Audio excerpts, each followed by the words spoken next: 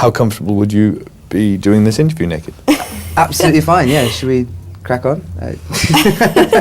No? Oh, sorry. No, I'm being told that's not a possibility.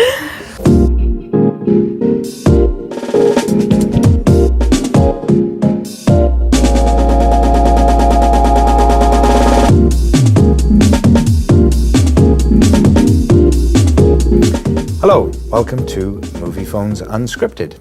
I am Dakota Fanning, and I'm here with Michael Sheen and Jamie Campbell-Bower to talk about our new film, New Moon.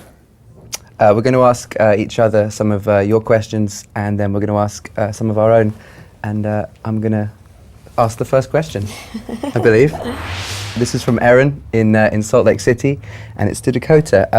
So what was the best advice that Stephenie Meyer gave you about your character or the story in general? I'd say the best advice that she gave me was with regard to my character's power, just that she doesn't have to do anything or say anything special. Just by simply looking at someone, she can cause them pain. So that's pretty dangerous because she gives you no warning. So. Good answer. Well done. Thanks. Okay, this is to Michael. This is from Sana in Eugene, Oregon. Your daughter is reportedly a big fan of Twilight. Did you bring her to work or score any souvenirs for her from set? Well, the very first thing I ever asked when I was offered the part was I asked Lily, my daughter, about this character Arrow, and she said he was bald and just wears a black cloak. And I thought, do I really want to go bald for this part? So I was glad to find out that I didn't have to be bald. She was at school the whole time, so she couldn't come to set. And I, as a souvenir, I stole Robert Pattinson. This is from Alex in Tampa, Florida. And this is to Jamie. Twilight fans seem to have their own language. Do you have a favorite word or phrase? Yeah, I use the word wick a lot, which is, it's kind of an abbreviated version of wicked. And I just use that amongst my friends. Is that working out for you quite well? It's not going great. I can't say it's catching on particularly well, but we're trying. We're really pushing it. So Wick. Yeah. Wick. Ooh. Unscripted. Wow! Run around! This is me to Dakota. Yeah. I thought this was you to me. No, okay, you crikey. didn't. Okay. If you had to get a tattoo of anything, or any job or anything that you've done, what would it be? I would probably get a quote by Edgar Allan Poe. Nice. If I had to. Classy. Any particular quote? Yeah, I'm gonna mess it up, but it's like everything that we see or seem is but a dream within a dream. Nice. Oh, check me up. Nice. This is me. This is from Cynthia in Mountain View, California. Hi, Cynthia. This is to Jamie. Since you famously got in trouble for a comment about being naked in the movie, how comfortable are you with doing nude scenes? Wow. I'm actually incredibly comfortable with doing nude scenes. I'm working on a film at the moment, which will be starting in January, where I have to be full frontal naked. Mm-hmm. So I'm more than happy to do it. How comfortable would you be doing this interview naked? Absolutely fine, yeah. Should we crack on? No? Oh, sorry. No, I'm being told that's not a possibility. Me to Michael, Unscripted. Okay, what were you for Halloween? For Halloween this year, I was a made-up character. My daughter had to do a story in school about a scary story for Halloween, which was called a backward beast story. So you had to think up an animal and then spell it backwards, and then that was the monster for your scary story. So she wanted to do a leopard, and we were trying to work out what leopard was backwards, and I thought it was El Drapo, which it's not, by the way.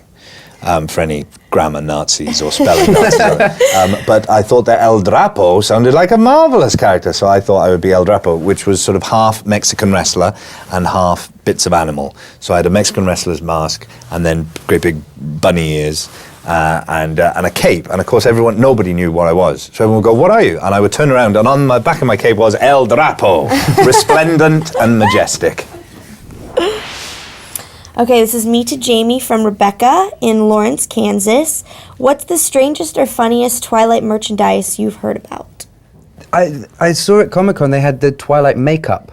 They had the Bella and Edward. Well, I don't think they had the Edward makeup, but they had the Bella makeup. Edward wears more makeup than Bella. Exactly, but it'd just be pale, right? I can't imagine you'd particularly want to go outside wearing that. And maybe some people do. But that's all I've heard about.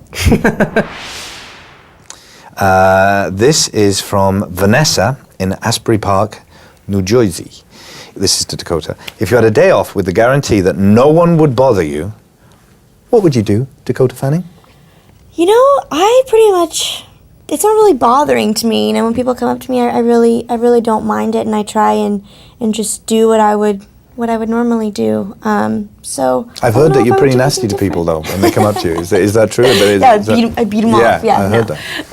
No, I mean, I think it's always nice when someone comes up to you and they enjoy a movie that you're in or something that you've done. I think that's nice. And is it true that you have about 20 doubles that you use as walking decoys? Around like Saddam the Hussein U.S. every day, yeah. I do think, just on this note, I do think that there's not many jobs that you can do where you walk around in the street and for no reason a stranger comes up to you and says how much they like you. That's kind of great. That's a privileged position to be in. Okay, this is to Michael. This is from Kristen in Castlewood, Colorado. Is there anything or anyone that you've been obsessed with the way that people are obsessed with Twilight? Well, I was pretty obsessed by football, soccer, when I was a kid.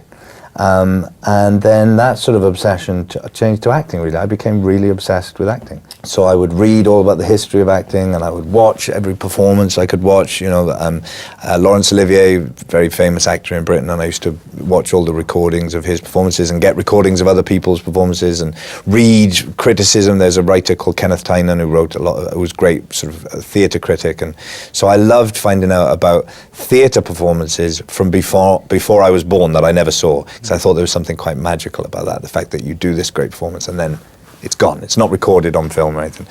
So I suppose I was quite obsessive about that. Me to Dakota, Unscripted! You've done many films since you were very little. Is there anything that you feel that you've missed out on because of doing film? I know you've got a lot of stuff and it's been amazing, but what do you feel there's anything you've missed out on?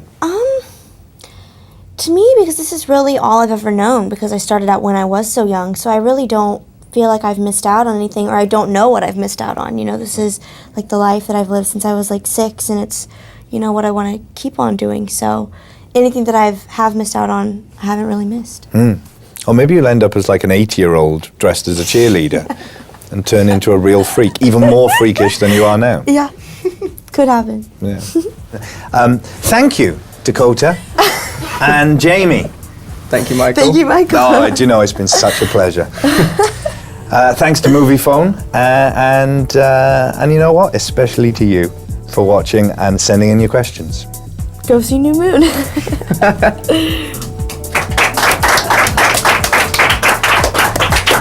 Let's do it again. Let's do it again.